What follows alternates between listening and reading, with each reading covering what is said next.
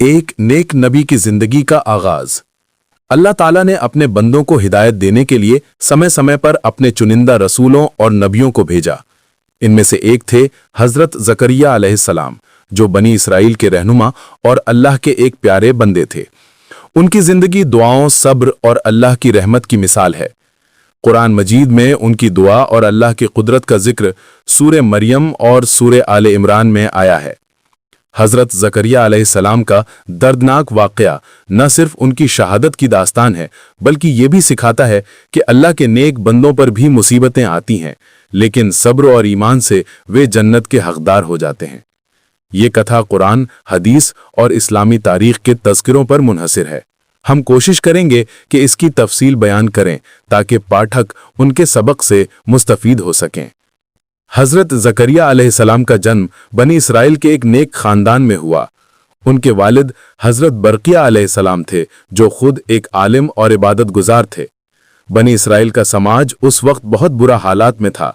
लोग किताबों से मुनहसिर हो चुके थे, शिर्क और गुनाहों में डूबे हुए थे। ऐसे में हजरत जकरिया अलैहिस्सलाम को अल्लाह ने नबूवत का शर्फ अता फरमाया। उनकी उम्र के बारे में कहा जाता है कि वो हजरत दाऊद अलैहिस्सलाम के बाद के ज़माने में पैदा हुए। वे नज्जारी यानी लकड़ी का काम करने वाले का पेशा अपनाते थे ताकि किसी पर बोझ न बने। अल्लाह के नबियों का दस्तूर यही था कि वे अपनी कमाई से गुजर बसर करें। हजरत जकरिया अलैहिस्सलाम बैतुल मुक़द्दस यानी मस्जिद अल अक़सा में इमामत करते थे और बनी इसराइल को तौहीद की दावत देते थे।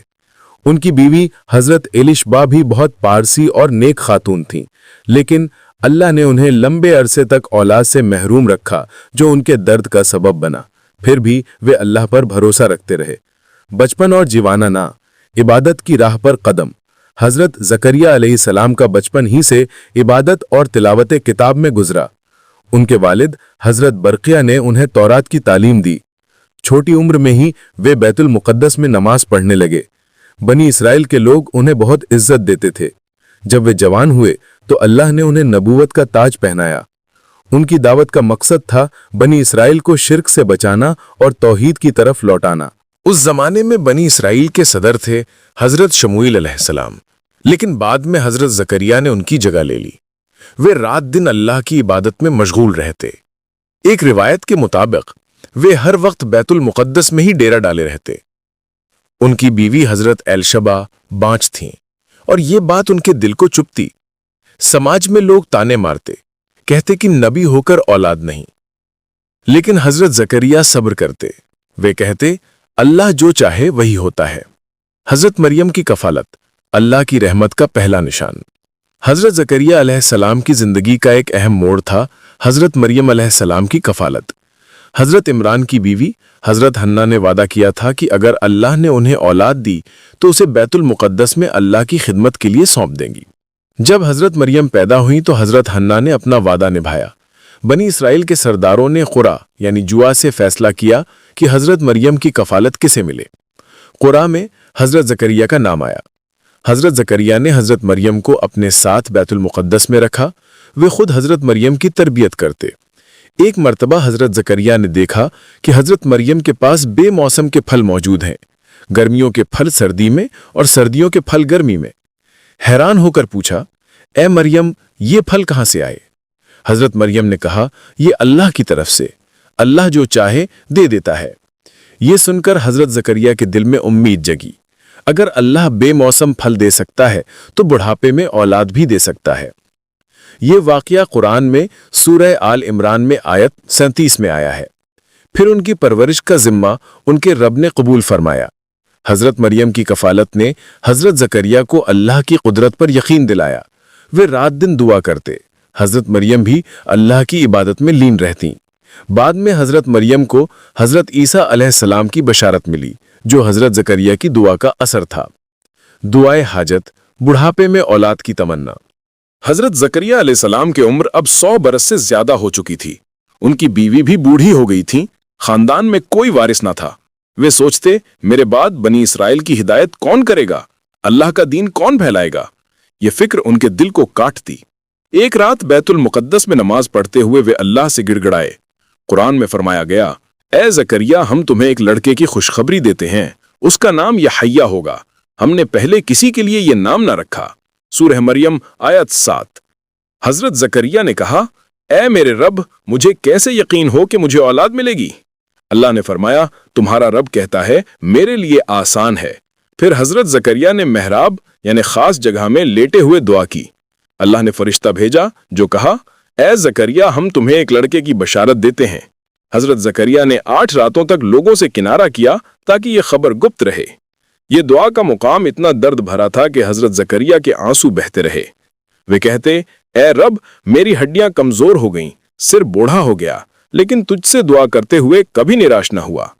अल्लाह ने उनकी दुआ कबूल की और हजरत यहिया अलैहिस्सलाम को अता फरमाया। हजरत यहिया बचपन से ही हिकमत और इल्म वाले बने। कुरान में फरमाया, और हमने उसे हिकमत बालिग होने से पहले अता की। सूरह मरियम आयत 14।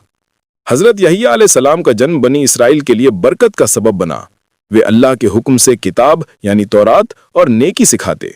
लेकिन ये खुशी लंबी ना चली। बनी इसराइल का समाज कुफ्र और फसाद में डूबा था। हजरत यहिया ने लोगों को तौबा की दावत दी, लेकिन वे न माने। समाज का फसाद, बनी इसराइल की बुराइयां। हजरत जकरिया अलैहिस्सलाम के जमाने में बनी इसराइल बहुत बुरे हालात में थे। वे तौरात की तालीम भूल चुके थे। राजा हेरोडिस या हेरोड ने शासन संभाला था, जो एक जालिम बादशाह था। वे हजरत मरियम से शादी करना चाहता था, लेकिन हजरत जकरिया ने मना कर दिया। इससे राजा का गुस्सा भड़का। बनी इसराइल के लोग शिर्क करते, जादू टोने में लगे रहते। हजरत जकरिया और हजरत यहिया ने उन्हें नसीहत की, लेकिन वे कहते, तुम पुरानी बातें करते हो। एक रिवायत के अनुसार बनी इसराइल के कुछ लोग हजरत यहिया को जलाते, लेकिन अल्लाह की कुदरत से आग ठंडी हो जाती। फिर वे हजरत जकरिया पर हमला करने की साजिश रचने लगे। राजा हेरोडिस ने हजरत यहिया को कैद कर लिया, क्योंकि हजरत यहिया ने उसके गुनाहों की निंदा की। राजा की बहन की बेटी ने हजरत यहिया का सिर मांग लिया। राजा ने हजरत यहिया की शहादत का हुक्म दिया।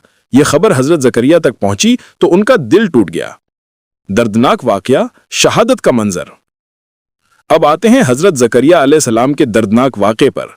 हजरत यहिया की शहादत के बाद बनी इसराइल का गुस्सा हजरत जकरिया पर उतर आया।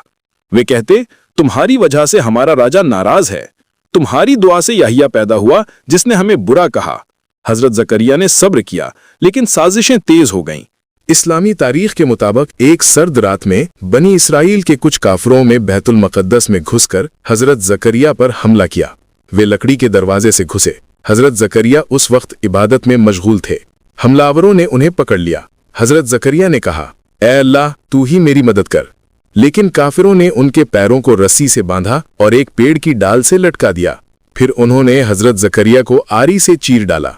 ये वाकया इतना दर्दनाक था कि हजरत जकरिया के खून की बूंदें जमीन पर गिरती रहीं और हर बूंद से एक पेड़ उगा। कहा जाता है कि यरूशलेम में आज भी जकरिया का पेड़ मौजूद है, जो उनकी शहादत की याद दिलाता है। कुरान में इसकी ताल्लुक सूरे आले इमरान आयत 199 से है, जहां बनी इसराइल के काफिरों के बारे में फरमाया, कुछ लोग हैं जो अल्लाह के साथ और उनकी आयतों के साथ वफा करते हैं, लेकिन काफिरों ने नबियों को कत्ल किया। हजरत जकरिया की शहादत के वक्त हजरत मरियम रो रही थीं।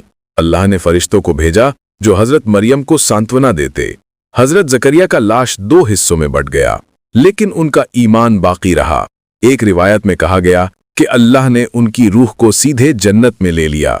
ये शहादत बनी इसराइल के लिए सबक थी, लेकिन वे न माने। शहादत के बाद के हालात। हजरत ईसा का आगमन। हजरत जकरिया की शहादत के कुछ ही महीनों बाद हजरत मरियम को हजरत ईसा अलैहिस्सलाम की बशारत मिली। ये अल्लाह की कुदरत थी। हजरत ईसा ने बचपन में ही बात की और लोगों को हिदायत दी। वे कहते, मैं अल्लाह का बंदा हूं। बनी इसराइल ने हजरत ईसा को भी कत्ल करने की कोशिश की, लेकिन अल्लाह ने उन्हें आसमान पर उठा लिया।